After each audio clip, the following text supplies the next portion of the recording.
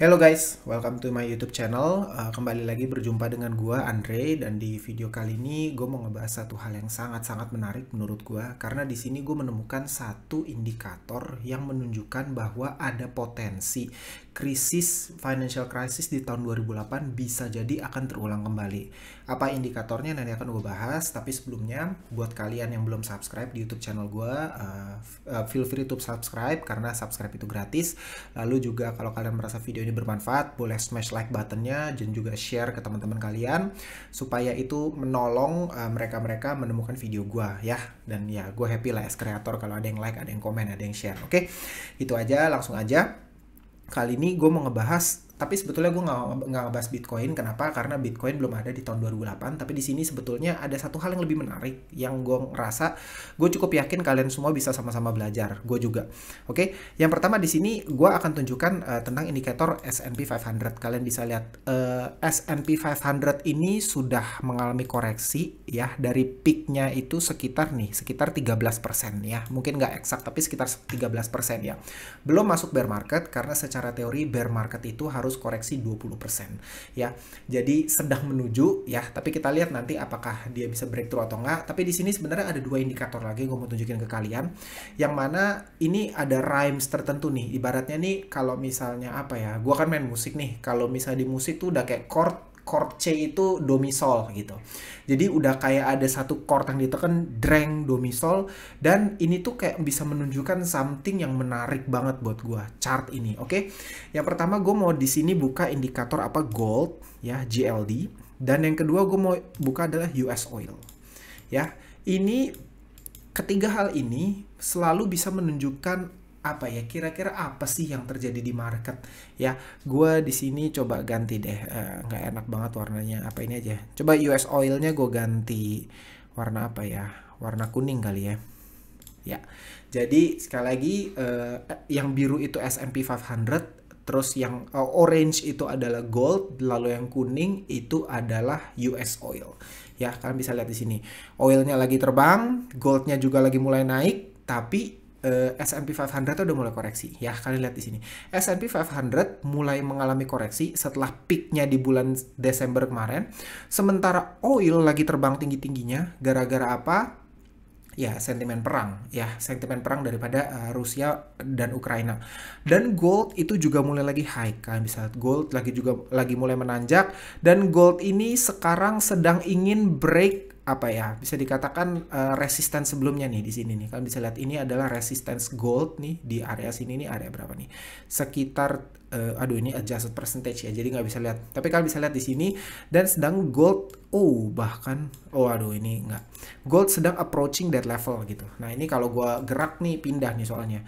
Oke, gua hapus dulu aja. Nah tapi di sini kalau kita jump into chart di tahun 2008 ya, sebetulnya gue menemukan satu pattern yang cukup mirip, dan di sini gue akan share ke kalian. By the way, ini gue nggak lagi sedang nyebar FAT, gue lagi nggak nyebar satu berita-berita buruk, enggak. Ini cuman gue memberikan fakta as it is ya. Kalian bisa lihat karena chart yang berbicara ya. Gue benar-benar menafsirkan cuman apa yang ada di chart, dan ini gue nggak pakai indikator apapun, pure pure ngelihat chart aja, nggak pakai moving average atau apa-apa, nggak usah. Kita cuma ngelihat history pergerakan harga.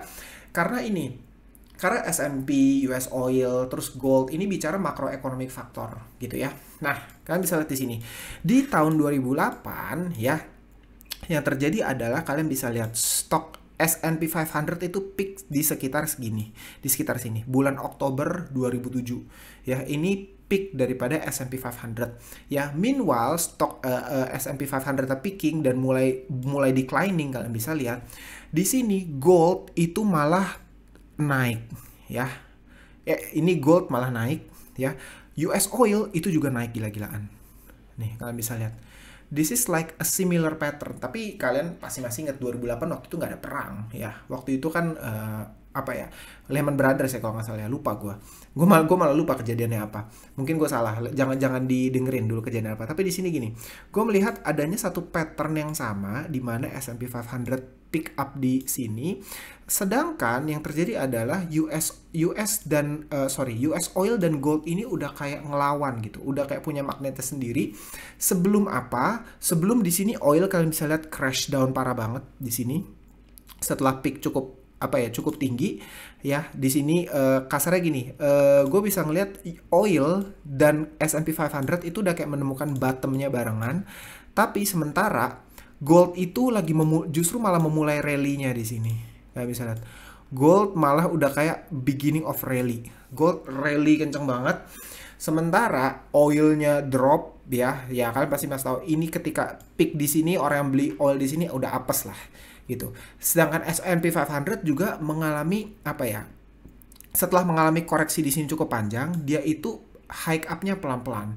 Sementara gold-nya itu kencang banget dari time frame yang sama. Kalian bisa lihat di sini ya. Di sini gue tunjukin S&P 500 itu koreksi dari ya anggaplah sini ya Oktober 2007 sampai ke titik terendahnya itu koreksi sampai 56%. Kalian bayangin 56% koreksi itu nggak main-main ya, dalam waktu sekitar 355 bar atau ya sekitar 355 hari dalam waktu setahun. Berarti ya S&P 500 mengalami koreksi, sedangkan di period time frame yang sama oil naik kenceng banget nih, kalian bisa lihat ya. Gue ambil dari time frame yang sama deh, di sekitar tadi Oktober 2007. Di sini oil malah naik kenceng banget. Gue salah. Harusnya gue ambil dari sini. Sorry. Nih dari sekitar sini lah ya. Di sini kalian bisa lihat oil malah naik 69% dalam waktu kira-kira setengah tahun. Dan sedangkan gold ini kayak mengalami gold ini udah kayak secara bertahap naik dan terus di sini dia yang paling terakhir ya rally-nya. Nah, di sini sebenarnya gini, kalau gue pribadi ya udah ngelihat time frame lain, gue udah ngelihat dari segala tahun ya. Yang terjadi itu biasanya ya, ini nih nggak seperti ini. Kalau misalnya S&P 500-nya declining ya, goldnya itu seringan juga oil itu juga biasanya ikut drag down ya. Kita coba cari time frame lain. Waktu-waktu di mana S&P 500-nya lagi koreksi, nih kalian bisa lihat nih di sini. Di sini ya, kalian bisa lihat nih tahun berapa nih? 2011 ya. S&P 500 terkoreksi ya. Goldnya juga ikut oil itu juga ikut koreksi. Meanwhile goldnya naik. Nah, terus kita cari time frame lain aja ketika lagi pada koreksi. Yang terjadi itu justru barengan nih. Kalian lihat S&P 500 terus naik, oilnya malah terus turun. Oke. Nah, sebenarnya kenapa sih bisa terjadi gini? Menurut gue pribadi ya, ini menurut gue ini indicate sebetulnya apa ya? Kalau dari yang gue lihat ya, oil naik, gue cuma bisa mengambil satu kesimpulan gini, dan ini udah gue pelajari dan gue baca-baca. Nih ya, ada satu artikel nih yang gue udah share di TikTok sebenarnya ya.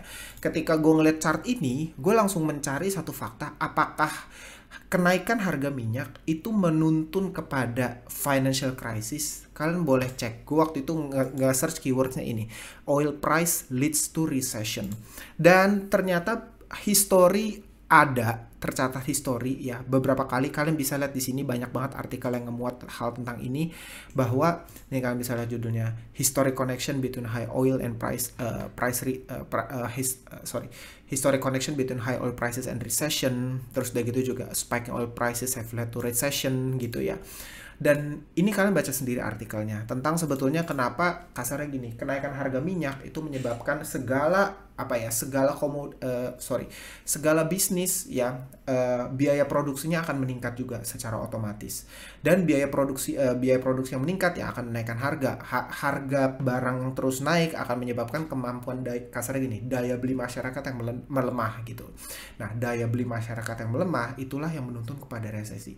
Jadi kasarnya gini, di artikel tersebut dikatakan bahwa semua itu bermula dari spiking oil prices. Jadi harga oil yang naik, inilah yang dapat menuntun kepada resesi.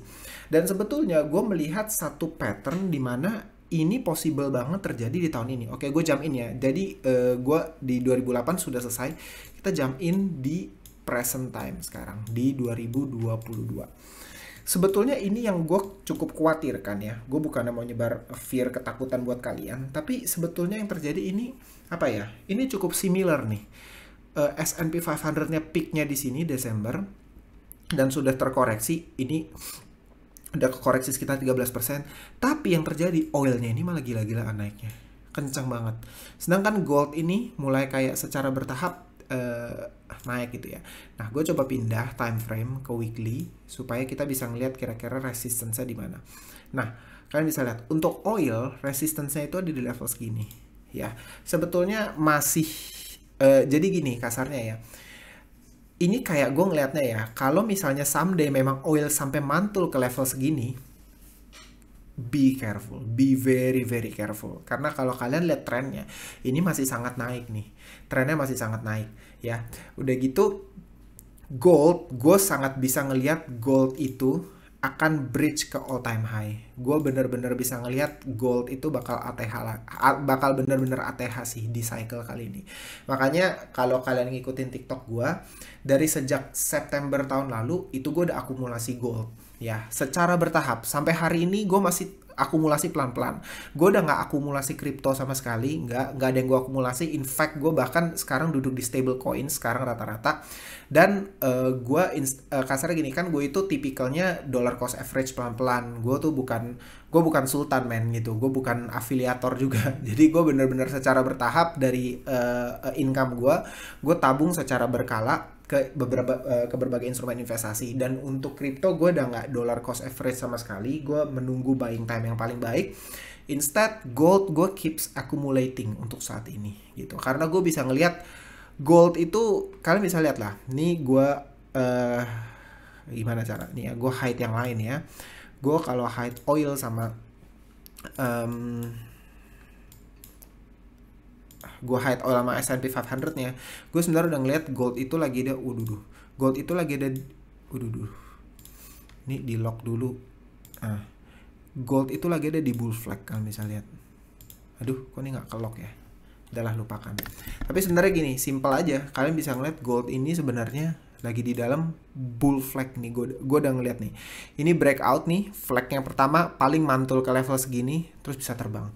Gue sih ngeliat kalau untuk saat ini gold a better option untuk saat ini dibanding kripto ya. Tapi nanti, wah, kripto gue all in sih, fix.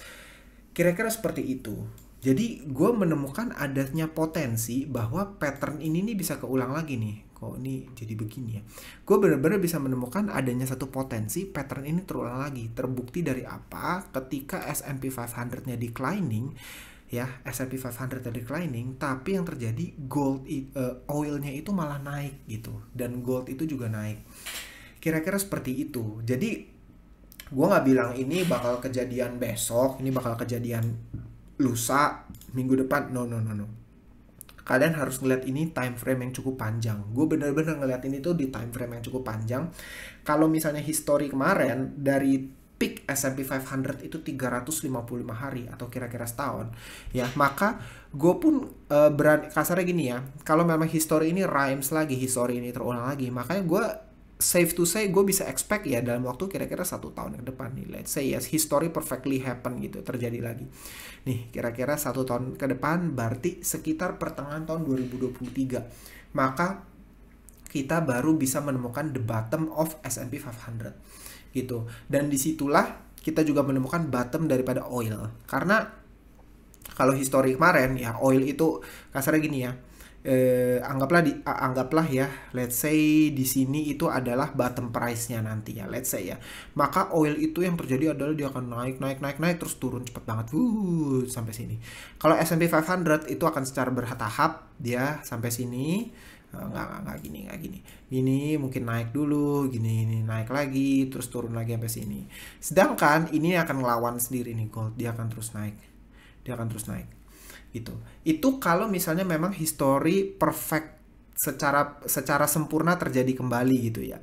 Gue nggak bilang ini pasti terjadi again, sama sekali gue nggak ada tujuan berkata ini udah pasti terjadi kembali, tapi ya kita itu sebagai sebagai investor sangat baik kalau kita bisa belajar dari history, apalagi history yang menunjukkan satu tanda-tanda yang berpotensi untuk terjadi satu pattern gitu. Karena ya salah satu prinsip TA, technical analysis ya, itu kan history repeats itself gitu. Sangat possible menurut gue di cycle kali ini similar price action akan terjadi.